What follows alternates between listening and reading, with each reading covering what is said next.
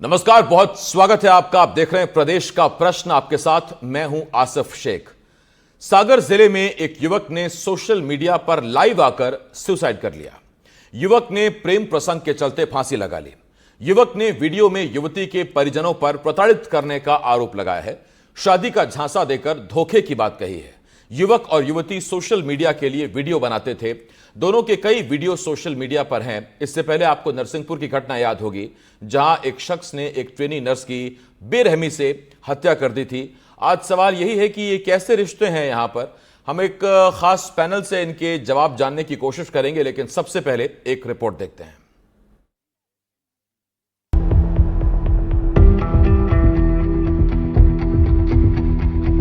आप सब देख रहे हैं तो मैं जीना नहीं चाहता लाइफ में कभी भी। कैमरा, सोशल मीडिया, प्यार और ऑनलाइन सुसाइड, एक और कहानी यहीं से शुरू हुई और यहीं पर खत्म हो गई। राहुल अहिरवार इंस्टाग्राम पर आया, अपनी व्यथा सुनाई और मौत को गले लगा लिया। हम राहुल की खुदकुशी का वीडियो नहीं दिखा सकते। उसने मौत से पहले जो कहा वो बताते हैं। आप सब देख रहे होंगे, मैं जीना नहीं चाहता। जो किसी को टाइम ना दे सके वो कभी लाइफ में किसी से प्यार ना करे। यार दोस्तों, मेरे पास टाइम नहीं है ज्यादा। अभी आप सब लोग लाइव देखो, पूरी कहानी हम आपको बताएंगे, लेकिन उसके पहले कुछ सवाल बेहद जरूरी हैं। मसलन, मौत को चुनने से पहले राहुल ने आखिर सोशल मीडिया पर अपनी तकलीफ क्यों बयां की?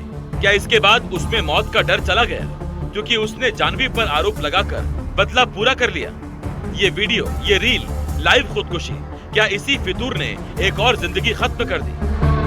ये सवाल बेहद गंभीर है क्योंकि रिश्तों में दूरियां बढ़ने पर सवाल है। रिश्तों में खुलती कड़वाहट डरा रही है। रिश्तों में धोखे की आए दिन आने वाली कहानियां चुनौती बन रही हैं। नरसिंहपुर में एक तरफा प्यार में एक युवक लड़की का गला रेत देता है, तो अब सागर में कुछ ऐसी ही हालत में एक शख्स अपनी जान दे देता है।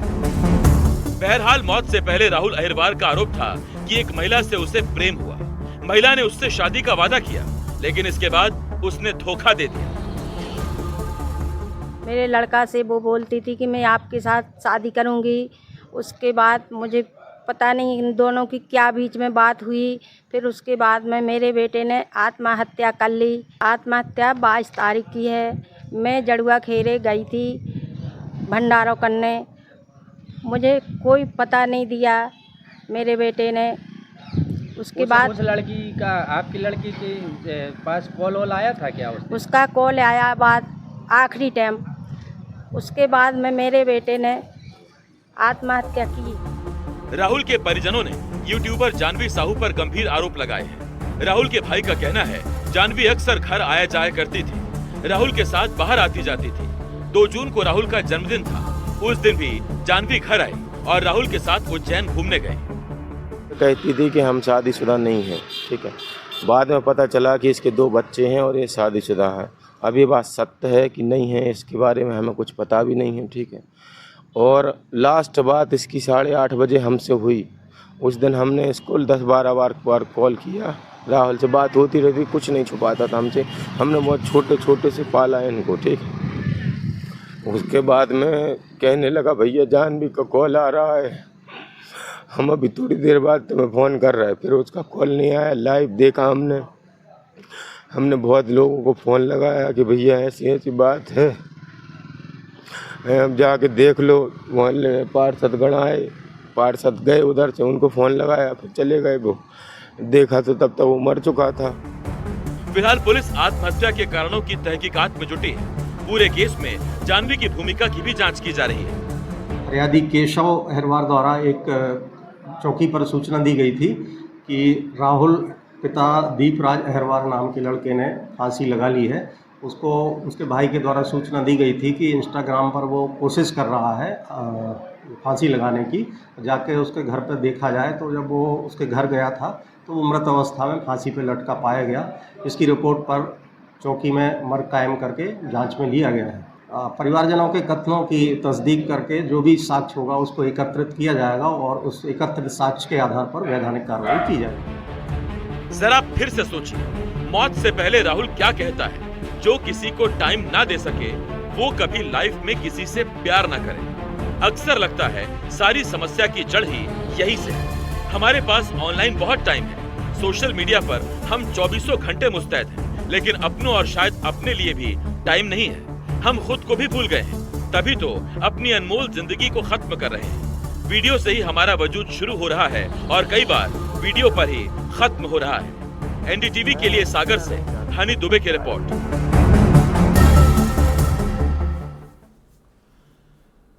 तो इंदौर का सोनम राजा वाला मामला हो या नरसिंहपुर में ट्रेनी नर्स वाला मामला हो, अभिषेक उसमें जो आरोपी है, या फिर अब सागर से ये जो राहुल और जानवी वाला मामला आया है, इसने बहुत से सवाल खड़े कर दिए। हमारे साथ एक खास पैनल जुड़ रहा है। हमारे साथ साइकोलॉजिस्ट यशोदा अस्पताल से डॉक्टर मन्नत गांधी जी इस वक्त हमें ज्वाइन कर रही हैं। मन्नत जी, बहुत स्वागत करता हूं मैं आपका। इसके साथ साथ रिटायर्ड डीएसपी अरविंद खरे सर हमें ज्वाइन कर रहे हैं। सेलिब्रिटी अपेक्षा डबराल जी हमें ज्वाइन कर रही हैं और साथ ही साथ सुप्रीम कोर्ट की वकील डॉक्टर गंगा मिश्रा जी हमें ज्वाइन कर रही हैं। गंगा मैम, अपेक्षा मैम और अरविंद सर, आप सभी का भी बहुत बहुत स्वागत करता हूँ। लेकिन सबसे पहले जरा मनोस्थिति समझने की कोशिश करते हैं। डॉक्टर मन्नत गांधी जी हमारे साथ हैं। मन्नत मैम, ज्यादा पुरानी बात नहीं है ये आशिकी, ये प्रेम, इसमें तो कहा जाता था दो जिस्म एक जान, लेकिन अब हालत यह है कि एक जिस्म रहेगा, एक ही जान रहेगी और दूसरी जान या तो ले ली जाएगी या दे दी जाएगी। ये रिश्तों की ऐसी हालत क्यों हो गई? इसका एक तो बहुत ज्यादा कॉमन रीजन जो देखने को मिल रहा है वो एक है इमोशनल रेगुलेशन नहीं है। हमें बचपन से नहीं सिखाया जाता है कि आपको अपने इमोशंस को रेगुलेट कैसे करना है। और आजकल अगर हम अपनी मूवीज देखें, आई एम श्योर यहाँ पे बहुत सारे लोगों ने कबीर सिंह देखी होगी, या फिर एक बहुत फेमस टैगलाइन है कि अगर वो मेरी नहीं हो सकती या वो मेरा नहीं हो सकता तो वो किसी का भी नहीं हो सकता। तो हम लोग जब अपनी मूवीज में ही ये सब प्रेजेंट करते हैं, इतना टॉक्सिक रिलेशनशिप को एक प्रेजेंट करा जाता है मूवी में, तो बहुत लोगों को एक ये अपने माइंड में बैठ जाता है कि अगर हमें किसी से ऑब्सेशन हो गया है तो उसको हम प्यार कहते हैं, है ना।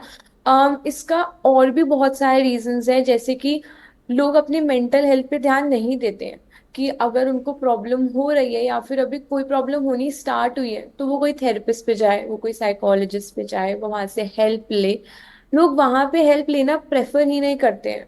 लोग तब हेल्प लेना प्रेफर करते हैं जब बात बिल्कुल एक तरफ कुआं और एक तरफ खाई पे आके आ जाती है हमारे पास। मैम तो सॉरी, लेकिन शायद आज भी बहुत बड़ी जनसंख्या ऐसी है जो शायद साइकोलॉजी या उनके एक्सपर्ट पर विश्वास ही नहीं करती। वो सोचती है कि सिर्फ पागलों के लिए ही वो डॉक्टर्स हैं, हम तो ठीक हैं। शायद यही स्थिति है।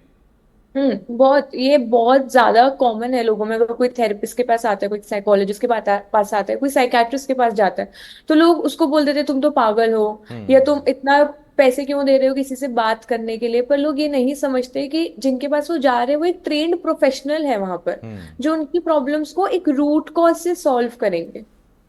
मैं लौट रहा हूं आपके पास। अपेक्षा डबराल जी हैं मेरे साथ। अपेक्षा जी, जो बात कही ना अभी मन्नत जी ने, उन्होंने कहा कि बचपन से हमें सिखाया नहीं गया कि इमोशन रेगुलेशन कैसे करें। एक चीज और नहीं सिखाई गई, शायद रिजेक्शन नहीं सिखाया गया। एक तरफा प्यार अपने आप में बड़ा घातक है और उसमें जो रिजेक्शन है वो या तो जानलेवा होता है या जानदेवा होता है। और ऐसी स्थिति में हमने देखा कि नरसिंहपुर में कथित प्रेमिका की हत्या कर दी एक सिरफिरे ने, और आज सागर में एक शख्स ने इंस्टा पर आकर लाइव सुसाइड कर लिया। तो ये रिजेक्शन ये क्यों नहीं है हमारे अंदर? वही बात हो गई कि अगर तुम मेरी नहीं हुई तो मैं भी क्या करूंगा जी के, या तुम्हें छोड़ूंगा नहीं, या पूरी दुनिया में आग लगा दूंगा। यही गाने भी चल रहे हैं आजकल। तुझे कुछ हो गया तो पूरी दुनिया जला दूंगा। अरे दुनिया में और भी लोग रहते हैं, उनको रहने दो, उनकी क्या गलती है? बिल्कुल बिल्कुल आसिफ, रिजेक्शन सिर्फ रिलेशनशिप्स में नहीं, मुझे लगता है कि जीवन के हर पड़ाव में हम अगर रिजेक्शन एक्सेप्ट नहीं कर पाते हैं तो वो बहुत घातक साबित हो सकता है। जैसे डॉक्टर गांधी ने कहा कि इमोशनल रेगुलेशन नहीं है, चाहे वो चाइल्डहुड से हो या अडल्टहुड तक जाए। हमने हमेशा अपने बच्चों को ट्राई किया है तैयार करने के लिए for acceptance and for success.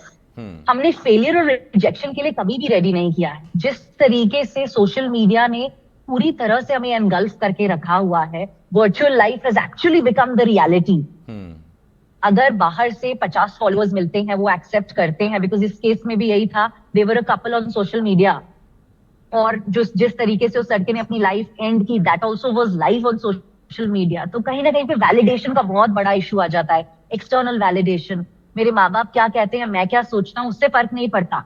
सामने वाला मुझे कैसे परसीव करता है, उस पर बहुत ज्यादा इंपॉर्टेंस हो गई है। और जिस तरीके से लोग हिडन चेहरे के साथ ट्रोलिंग स्टार्ट करते हैं, आपको डिमीन करना शुरू करते हैं, और कमजोर जो दिमाग रहता है या जो फेलियर्स को नहीं एक्सेप्ट कर पाता या बहुत ज्यादा वल्नरेबल रहता है, वो और ज्यादा डिग्रेड होने लगता है। तो कहीं ना कहीं पे रेड फ्लैग्स होते हैं Asif. As a family, as a society, हमें वो रेड फ्लैग्स को एक्नॉलेज करना बहुत जरूरी है, क्योंकि suicide is the last step, it is the extreme step जो कोई लेता है, वो एक दिन में सोचकर नहीं लेता है। It takes a lot of time, lot of events, और as a society we really have to be very very supportive.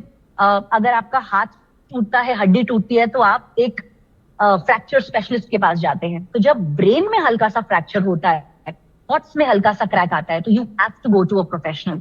यही एक तरीका है इन चीजों को रोकने का, अदरवाइज ये शुरुआत है, and we are waiting for a big catastrophe to happen. यहाँ हमारे जो आशिक भाई होंगे वो सोच रहे होंगे कि अगर दिल टूट जाए तो उसमें कहाँ से फ्रैक्चर लगवाएं, तो उसके लिए आपको किसी ऑर्थोपेडिशियन के पास नहीं जाना है, उसके लिए आपको किसी साइकोलॉजिस्ट या साइकेट्रिस्ट के पास जाना है। अच्छे संगत में रहिए, दोस्तों के साथ रहिए, टूटा हुआ दिल जुड़ जाएगा। कई बार रिजेक्शन होता है, हम लोगों के साथ भी हुआ होगा कभी ना कभी। इसका मतलब ये नहीं है कि जान दे दें, क्योंकि जान कोई वीडियो गेम नहीं है कि आपको 2 चांस और मिल जाएंगे उसके बाद। एक बार गई तो फिर गई। हमारे साथ सुप्रीम कोर्ट की वकील हैं डॉक्टर गंगा मिश्रा जी, उनके पास मैं जा रहा हूँ। गंगा मैम, इस केस में आरोप ये है जो लड़के के परिजनों की तरफ से लगाया गया कि लड़की ने धोखा दिया, लड़की ने शादी करने की वादा किया था, वादा नहीं निभाया। तो क्या इस तरह के केसेस में कोई केस बनता है, या एक तरफा जो ये मोहब्बत वाले जो केस हैं इसमें किस तरह से चीजें आगे बढ़ती हैं? नहीं आसिफ जी, इसमें केस तो बनता है। अभी मुझे ये तो जानकारी नहीं है कि सागर पुलिस ने उन पे क्या एफआईआर लॉन्च की है, बट आप खुद देखिए, इसमें जो पहला है कि उस लड़के ने डाइंग डिक्लेरेशन दिया था मरने के पहले। पूरा लाइव उसने एक वीडियो इंस्टाग्राम पे जो चलाया है वो डाइंग डिक्लेरेशन है। इसमें अबेटमेंट ऑफ सुसाइड लग सकता है जो 306 है, और आईपीसी का सेक्शन, और देखिए इसमें सेक्शन 32(1) भी लगेगा, क्योंकि इसमें एविडेंस है हमारे पास लाइव, उसका पूरा वीडियो बना हुआ है। लाइव नहीं भी होता, सिर्फ वीडियो बना होता, तो भी केस लगता है उसके ऊपर। और आप इसके साथ साथ एक बात और कह रहे थे कि इसमें मेरे अकॉर्डिंग आईटी एक्ट का 69A और 79A भी लगेगा, क्योंकि वो लड़के ने उस पर पूरा लाइव चलाया है। ये दोनों सेक्शंस मेरे अकॉर्डिंग लगना चाहिए। ठीक, एक चीज मैं आपसे और पूछना चाहता हूं, फिर मैं अरविंद सर के पास जाऊंगा। गंगा मैम, क्या ये एक तरीके से इसलिए भी लाइव आके सुसाइड दिखाया गया कि एक स्ट्रॉन्ग एविडेंस बन जाए, लड़की को सबक सिखाया जाए? शायद ये उसका आखिरी हथियार होता ना, तर्कश पे जब आखिरी तीर होता है तो फिर वो बड़ा खतरनाक होता है, और उसी शायद आखिरी तीर का इस्तेमाल लड़के ने किया। मैं यहाँ बिल्कुल भी इसको ठीक नहीं कह रहा, या मैं मजबूरी का मजाक नहीं उड़ा, मैं कुछ भी नहीं कह रहा। मैं बस इतना जानना चाहता हूं कि क्या मंशा रहती है जब कोई इस तरह से फेसबुक, इंस्टा या किसी भी अन्य सोशल ऐप का इस्तेमाल करके इस तरह से सुसाइड लाइव करता है? आसिफ जी, जैसा कि आप और हम सब ये जानते हैं कि सोशल मीडिया हम लोगों के फिंगर टिप्स पे है। हमारी 24 आवर्स की लाइफ में शायद लोगों के जीवन में 18 घंटे हम सोशल मीडिया पे बिता रहे हैं। तो मुझे उस लड़के मतलब राहुल की मनोदशा के बारे में तो नहीं स्पष्ट तौर पे पता कि उसने क्या सोच के इसको लाइव चलाया, बट ये उसका एक प्रोस्पेक्टिव हो सकता है। शायद उसके मन में रहा हो कि इसने मेरे साथ धोखा दिया है, तो मुझे भी उसको इस तरह से उसका प्रत्युत्तर देना चाहिए। एक शंका ये भी हो सकती है, एक कारण ये भी हो सकता है कि शायद उसके पास अपनी बात को रखने वाला, कहने वाला है, समझने वाला है, समझाने वाला ना हो। उसकी मनोदशा ही उस समय ऐसी हो कि उस पर ये सारी चीजें इतनी हावी हो गई हो कि वो कहीं देखने और सुनने के लिए किसी की भी बात को तैयार ना हो। तो मेरे को लगता है कि शायद ये उसका प्रमुख कारण होगा कि शायद वो लड़की को मजा चखाना चाहता होगा या उससे बदला लेना चाहता होगा, इसलिए उसने उसको ऐसा उत्तर लाइव देकर दिया ताकि सबको पता चले कि उसने उसके साथ क्या किया है, और भविष्य में वो किसी और लड़के के साथ ऐसी कोई घटना दोबारा ना करे। ठीक, अरविंद सर, मैं आपसे एक चीज़ जानना चाहता हूं सर, क्योंकि इतने लंबे करियर में आपने बहुत सी चीज़ें देखी, इस तरह के केसेस देखे। एक माँ बाप पर तभी पहाड़ गिर पड़ता है उनके दिल पर जब उन्हें मालूम चलता है कि उनका बच्चा अब इस दुनिया में नहीं है, और इस तरह से सोशल मीडिया पर लाइव आना और अपनी मौत दिखाना, ये जीते जी क्या पेरेंट्स को मार डालना नहीं है जब वो देख रहे हैं कि उनका बच्चा जान दे रहा है, वो तस्वीरें देख पा रहे हैं लेकिन कुछ नहीं कर पा रहे? अगर किसी लड़की ने धोखा दिया या किसी लड़के ने धोखा दिया तो आपके समर्थक, आपके चाहने वाले, आपके अपने, आपके परिवार, ये उनको किस बात की सजा है? आसिफ जी, जैसे सुप्रीम कोर्ट के वकील साहब बता रहे थे कि अबैटमेंट टू सुसाइड, तो उस पर पुलिस के हिसाब से केस जांच में लग पाएगा यदि उसका कोई ऐसा कृत्य है जिससे उसको आत्महत्या के लिए मजबूर होना पड़ा, वो साज का विषय है। दूसरा मैं ये कहना चाहूंगा, जो इस टाइप की घटनाएं जो आज तो हाईलाइट हो गई तो आप इसको शो में लाए, आजकल ऐसी घटनाएं आम हो रही हैं। मैं इस भारतवर्ष की सेकंड जनरेशन से आता हूं, मैंने 2G देखी, तीसरी देखी, चौथी जनरेशन देखी। अब जो समाज में जो व्यवस्था या विचार जो फैल रहे हैं वो उचित नहीं है। ज्वाइंट परिवार खत्म हो गए, काउंसलिंग समाप्त हो गई। एक शब्द होता था पहले शिक्षा और एक होता था विद्या। शिक्षा मतलब होता है MA BA M.Tech B.Tech कर लेना। एक विद्या होती थी जीवन जीने की कला। ये हमारा ज्वाइंट परिवार बच्चों को सिखाता था, काउंसलिंग करता था। ये जो हमारी गांधी गांधी साइकोलॉजिस्ट मैडम है, इनका तो नाम पता ही नहीं जानते थे 20 साल पहले भारत में। आजकल क्या है, ज्वाइंट परिवार का खत्म हो जाना, बच्चों में सुरक्षा का भाव आ जाना, तनाव आना, वो जीवन जीने की कोई भी चीज है उनको पता ही नहीं है। जो बच्चा मासूम मर रहा है उसको ये नहीं पता कि उसके मरने से उसका शरीर उसका नहीं है, उसके माँ बाप का भी हक है, समाज का भी हक है, देश का भी हक है। एक नवयुवक एक देश की संपत्ति होता है। लेकिन मेन समस्या है शिक्षा विद्या का अभाव, जीवन जीने की कला। जीवन जीने की कला, जीवन जीने की स्टाइल जो बचपन में सिखाई जाती थी, हर धर्म में इसकी शिक्षा देती है, लेकिन बच्चे बिल्कुल कट से गए हैं।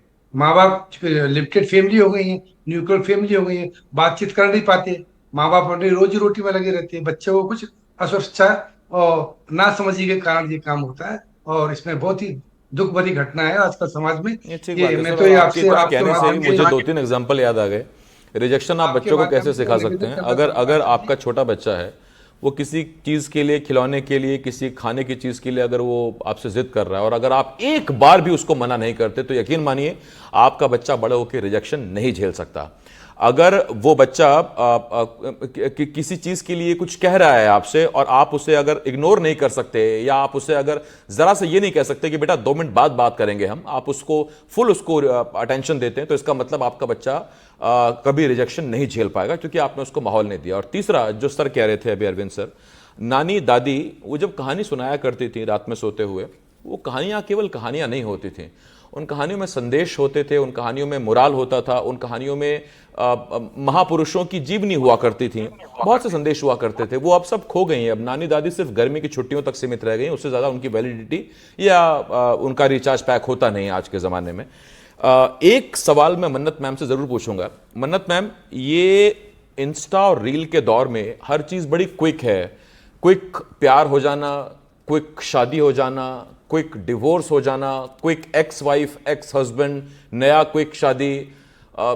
इस केस में वो शायद शादी के मायने, वो 7 जन्मों का बंधन, वो ऐसा लगता है कि शायद वो मंडप में केवल वो फॉर्मेलिटी रह गई है। अब उतना सब्र वो रील वाला जिंदगी है वो है नहीं किसी के पास, ना वो रिश्ते सॉल्व करने की कोशिश करता है, ना बैठकर समाधान करने की कोशिश करता है। 30 सेकंड में आपने रील स्वाइप की, ऐसे ही आपने अपनी जिंदगी भी स्वाइप कर ली। मुझे तो यही समझ में आ रहा है। जी आप एकदम ठीक कह रहे हैं। अगर आजकल हमारी अगर सोशल मीडिया की हम लोग बात करें, तो अगर हम स्पेसिफिकली इंस्टाग्राम रील्स इन सब चीज़ों की बात करें, तो मैं हमेशा ये सोचती हूँ, और अगर मुझसे कोई चीज़ पूछता भी है, मैं उन्हें भी हमेशा ये चीज़ बताने का ट्राई करती हूँ कि इंस्टाग्राम पे कोई अपनी रियल लाइफ नहीं दिखाता है। हर कोई अपना बेस्ट वर्जन ही दिखाता है। कोई अपने स्ट्रगल्स, कोई अपना बैड फेज, कोई अपने रोते हुए, ये सब चीजें इंस्टाग्राम पे लोग यूजुअली नहीं डालते। लोग वो सब चीजें डालते हैं जिससे सामने वाला इन्फ्लुएंस हो उनसे, कि अरे वाह, मतलब कि इसकी कितनी अच्छी लाइफ है, ये कितना अच्छा कर रहे हैं अपनी लाइफ में। उसके पीछे का क्या क्या चीजें थी वो बहुत कम लोग अपनी सोशल मीडिया पे दिखाना प्रेफर करते हैं। और उससे क्या होता है, एज अ व्यूअर आप बहुत ज्यादा इन्फ्लुएंस होते हो दूसरों की लाइफ देख के, कि हमारी लाइफ ऐसी क्यों है, वो तो यहाँ ये कर रहे हैं, वो हमारी एज में ये कर रहे हैं, हम ये सब क्यों नहीं कर पा रहे हैं। तो जो एक वो रियलिस्टिक लाइफ होती थी हम लोगों की पहले, वो सब गायब होती जा रही है। इसके साथ साथ अगर हम रिलेशनशिप्स की बात करें सोशल मीडिया के साथ, तो अब क्योंकि इतनी ज़्यादा अवेलेबिलिटी है लोगों की रिलेशनशिप्स के लिए, इन सब चीज़ों के लिए, तो एक जो कमिटमेंट का एस्पेक्ट होता था हमेशा पहले कि अगर हमने आज के साथ हम रिश्ते में जुड़े हैं तो इसकी 4 अच्छी चीज़ें हैं और इसकी 4 ये बुरी चीज़ें भी हैं, पर हम इसी के साथ अब रहने वाले हैं। वो अब हमारी लाइफ से धीरे धीरे जनरेशन्स में जो आ रही हैं, मैं अपनी जनरेशन के लिए भी बात करूंगी, वो सब डिसअपियर होती जा रही हैं धीरे धीरे, क्योंकि अब सबको पता है कि ठीक है, अगर मेरा आज इससे नहीं चलता, मैं सोशल मीडिया पे जा सकता हूँ, मेरे पास बहुत सारे ऑप्शंस अवेलेबल हैं लोगों से बात करने के लिए, कनेक्ट करने के लिए। तो इस वजह से वो जो कमिटमेंट का एक हमारा ट्रेडिशन कह सकते हैं, हमारी चलता हुआ आ रहा था, हम अपने पेरेंट्स को देखते थे, वो सब धीरे धीरे मुझे लगता है गायब हो रहा है हमारी लाइफ से आते हुए। ठीक बात है। और ऐसे में दो स्थितियां बन जाती हैं, एक तरफ एक सही स्थिति, एक गलत स्थिति है। सही स्थिति है क्योंकि आपने अगर बच्चे को रिजेक्शन सिखाया है, बच्चे को स्ट्रांग बनाया है और उसके रिलेशन में कुछ दिक्कत अगर आ रही है तो आप उस बच्चे की काउंसलिंग कर सकते हैं, उसको साथ बैठा सकते हैं, उसे जीवन जीने का तरीका बता सकते हैं, क्योंकि आपके पास तजुर्बा है, आप माँ बाप हैं। कई बार ऐसे पेरेंट्स होते हैं जिन्होंने रिजेक्शन नहीं सिखाया है, जाहिर बात है वो खुद कई बार इंडोर्स करने लगते हैं डिवोर्स को, कि छोड़ इसको, हम करा देंगे तेरी कहीं और, हम है ना तेरे पीछे। इस केसेस में भी दो चीज़ें हो जाती हैं कि कई बार फिर हम शायद अपने बच्चों को या तो गलत राय देते हैं या फिर हम उन्हें इतना संभाल नहीं पाते जो हमारी जिम्मेदारी होती है, और पैसा या पावर के लालच में उनको हम गलत राय देने लगते हैं। एक बहुत अच्छी बात कही आपने मन्नत मैम कि रियल लाइफ जो दिखती है वो रियल लाइफ होती नहीं है, और शायद उसे ही लोग रियल लाइफ मान लेते हैं और फिर सोचते हैं कि मेरे पास इस चीज़ की कमी है या अभाव है। और हर चीज़ को सोशल मीडिया पर शेयर करना भी अपने आप में एक बड़ी समस्या है। हमारे साथ अपेक्षा जुड़ी हुई हैं। अपेक्षा जी, एक चीज़ जो मैं आपसे पूछना चाहता हूं वो ये कि अपेक्षा हमें ये करनी चाहिए कि आप रियल में ज़्यादा जिएं, रियल में कम जिएं, लेकिन मौत को भी अगर ग्लैमराइज करने का मौका ढूंढ रही है आज की युवा पीढ़ी, फिर तो भगवान ही भरोसे है ये युवा पीढ़ी और ये आज का समाज और आज के हमारे युवा। अगर आप मौत को भी स्क्रीन पर ला रहे हैं, उसे ग्लैमराइज कर रहे हैं, तो कमाल है फिर तो ये। बिल्कुल बिल्कुल। देखिए, एक होती है आइडियल लाइफ और एक होती है real life. Unfortunately social media पे हम आइडियल लाइफ को इतना परफेक्ट तरीके से दिखा रहे हैं कि वो एक बेंचमार्क बन गया है। यही लाइफ है, यही चमक धमक है, कोई सैडनेस नहीं है, you are 100% ready all the time, आप हमेशा तैयार रहते हैं, आप 10 जगह जा रहे हैं, आप अपने पार्टनर के साथ खुश हैं, बच्चों के साथ खुश हैं। लेकिन जैसे सब लोगों ने कहा कि बैक एंड स्टोरी क्या होती है वो कोई भी प्रोजेक्ट नहीं करता है। तो हमने बेंचमार्क ही बहुत अनरियलिस्टिक सेट कर लिया है, और उसको पाने के चक्कर में हम एग्जिस्टिंग जो हमारे मोमेंट्स हैं उनको हम बिल्कुल भी जी नहीं पा रहे हैं और रियलिटी से बहुत बहुत दूर जाते जा रहे हैं। सो अगर death, suicide which is the last stage of life, उसको अगर हम ग्लैमराइज करना चाह रहे हैं या उससे भी हम व्यूअरशिप बढ़ाना चाह रहे हैं या कोई और मोटिव के साथ उसको सामने दिखाना चाह रहे हैं, तो बहुत बहुत जरूरत है as parents, as psychologist, as people who are aware of mental health, कि हम शुरुआती समय से ही जब बच्चे 1-1.5 साल के हों, हम उन्हें बताएं कि रियलिस्टिक लाइफ क्या होती है, एक प्रॉपर लाइफ कैसे जीनी है, सिचुएशंस और रिलेशनशिप्स को मैनेज कैसे करना है। आपने देखा होगा सोसाइटी जिस तरीके से इवॉल्व हो रही है, हम पहले रिलेशनशिप्स में होते थे आसिफ, अब हम सिचुएशनशिप में होते हैं और अब एक नैनोशिप भी आ गई है। तो जिस तरीके से चीजें बहुत लोग अपने हिसाब से कन्वीनियंस के हिसाब से बदलते जा रहे हैं। अपेक्षा मैम, क्योंकि जो एक टर्म होती है ना टेक्नोलॉजी में, नैनो चिप, उससे भी छोटी हमारी नैनो रिलेशनशिप है आजकल, उससे ज़्यादा टिक नहीं रही है वो। मैं इस पे आता हूं क्योंकि वक्त मेरे पास खत्म होने वाला है, मैं जल्दी जल्दी रिएक्शन ले लूं। अरविंद सर, आपसे एक सवाल मैं जरूर पूछना चाहता हूं। सर देखिए, हजारों लाखों रोज लाइव होते हैं, आईपी एड्रेस और EMI नंबर, बहुत कुछ होता है, लेकिन कितना ये पॉसिबल है कि हम इस तरह की स्ट्रीमिंग रुकवा सकें? और अगर रुकवा सकें तो क्या जो ये ठान के बैठा है कि मैं लाइव करके ही जान दूंगा, क्या वो रुक सकता है कुछ पलों के लिए? आपको लग रहा है ऐसा? नहीं रुक सकता। तो इसका कंट्रोल सीधा जितने भी इंस्टाग्राम है, जो भी सोशल मीडिया के बड़े प्लेटफॉर्म, बड़े सर्वर है, सब यूएस में है। यूएस में पहले तो जब कम थे, लाखों करोड़ों थे तो बात कर लेते, आजकल 50, 60, 70, 80 करोड़ से भी ज्यादा व्यूअर्स हो गए। वो फेसबुक वाले और इंस्टाग्राम वाले रील देखते भी हैं, तो पहले अब नहीं रोक पाते। पहले शुरू में जब फेसबुक हुआ था तब वो मैसेज देते थे उस देश को, उस लोकल पुलिस को, कि वो आदमी सुसाइड की कोशिश कर रहा है, उसको रोको। अब असंभव हो गया। अब से हजारों करोड़ों की तादाद में व्यूअर्स हो गए, और इनके वो इंस्टाग्राम और यूट्यूब और फेसबुक अब मुश्किल है। ये लाइक के अभी चक्कर समझ में में लंका लगी पड़ी ना सर, तत्काल समाज नहीं की रोक और सकते। सबकी, ये बड़ी दिक्कत है इसमें। मैं गंगा मिश्रा मैम आपके पास आ रहा हूँ, बहुत छोटा मैं आपसे रिएक्शन लेना चाहूंगा। गंगा मैम, आपको लगता है कि अगर सजाएं सख्त हो जाए और जल्दी मिलने लगे तो शायद ये कुछ कम होगा? नरसिंहपुर वाले मामले की बात कर रहा हूं, जहां एक प्रेमिका को एक कथित प्रेमी ने बुरी तरह गला काट के उसकी हत्या कर दी, गला रेत के। अगर ये अपराधी के मन में अगर ये छवि हो या एक संदेश हो कि भाई इसके बाद फांसी ही है, तो शायद कुछ घटनाएं रुकेंगी, मुझे ऐसा लगता है। नहीं, नरसिंहपुर वाली घटना के बारे में आसिफ जी, उसमें फास्ट ट्रैक कोर्ट में वैसे ही मामला चल रहा है, और फास्ट ट्रैक कोर्ट का अर्थ ये हुआ कि उसमें बहुत जल्दी सजा भी होगी। मगर मेरे को नहीं, लगता है सजा जो कागज वाली नहीं, मैं वाकई फंदे वाली बात कर रहा हूं मैम, कागज वाली नहीं। कागज वाली नहीं, मैं भी फंदे वाली बात ही कहना चाह रही हूँ आसिफ जी आपसे, कि लोगों के मन से शायद मुझे लगता है ये डर अब खत्म हो गया है कि हमें फांसी होगी या हमें आजीवन कारावास मिलेगा। इसमें सजा का डर इन अपराधियों के मन में बिल्कुल नहीं है। सिर्फ नरसिंहपुर वाली घटना के विषय में मैं आपको बोल रही हूँ, इनके मन में अगर डर होता तो वो वहाँ हॉस्पिटल जाके उस लड़की का सरेआम गला नहीं रेतता। नहीं, और इंदौर का काजल वाला मामला भी वही था मैम, और नरसिंहपुर वाले मामले में दिक्कत ये थी कि वहां लोग लड़की को बचाने की बजाय वीडियो बना रहे थे ना, आरोपी को डर था कि मेरी वीडियो बन रही है, और वहां ना लोगों को इस बात की तमीज थी, किसी ने कोशिश भी नहीं की, प्रयास भी नहीं किया उसको बचाने, उस लड़की को बचाया जाए। सोचिए, ये हमारी सोसाइटी और हम अपने आप को सिविलाइज्ड कहते हैं, तो क्या हमें अपने आप को इस बारे में तो सोचना चाहिए कि हम सिविलाइज्ड हैं कि नहीं है? मैम, मेरे पास वक्त खत्म हो गया, लेकिन वाकई शायद आज कुछ पेरेंट्स को अगर इन चीज़ों से, आप लोगों बातों से कुछ समझ में आया होगा, तो उम्मीद करते हैं कि आज से आने वाले बाद 10-15 साल बाद जो पीढ़ी है वो थोड़ी सी परवरिश अच्छी लेके आएगी, मजबूत लेके आएगी, रिजेक्शन झेलने वाली लेकर आएगी, मेंटली फिजिकली स्ट्रांग लेकर आएगी। धन्यवाद करता हूं मैं आपका, अरविंद सर, मन्नत मैम, अपेक्षा मैम, गंगा मैम, बहुत बहुत शुक्रिया हमारे साथ जुड़ने के लिए। छोटा सा ब्रेक, जल्द लौट रहे हैं।